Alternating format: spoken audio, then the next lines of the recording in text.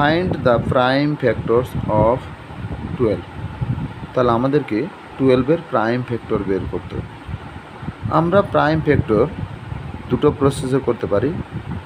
আজকে ফার্স্টে সিম্পল প্রসেসটা শেখাচ্ছি।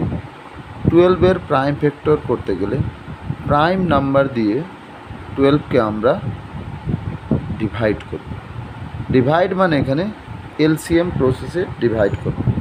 তাহলে দেখো 12কে সবথেকে লোয়েস্ট নাম্বার 2 দিয়ে আমরা ডিভাইড করলে কি পাচ্ছি 6। আবার 6কে যদি আমরা 2 দিয়ে ডিভাইড করি তাহলে কি পাচ্ছি 3। তাহলে 12-এর প্রাইম নাম্বার কি আসছে, এখানে আসছে প্রাইম ফ্যাক্টর আসছে 12-এর 2 2 3।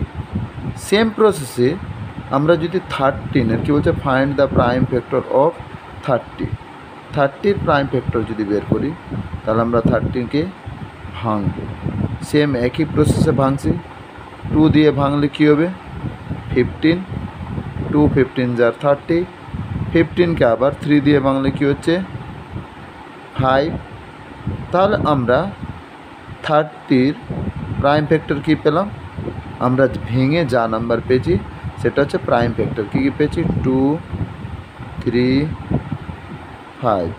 আশা করছি সবাই বুঝতে পেরেছো। Thank you.